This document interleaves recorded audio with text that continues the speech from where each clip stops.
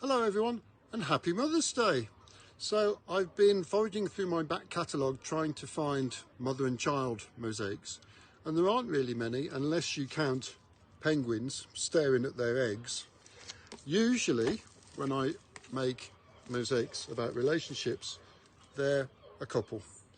And I did a whole series of these. These are the squirrels and the foxes, and there were penguins, lions, peacocks of course.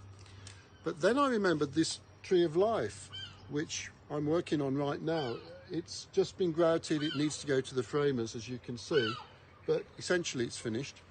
And what's different about this one is that the family who commissioned it gave me a whole list of animals, and each animal represents a character member of the family. So actually, I think it's rather appropriate for Mother's Day to have such a piece displayed. As usual, I've written a verse, and it goes like this. The cheeky family tree of life.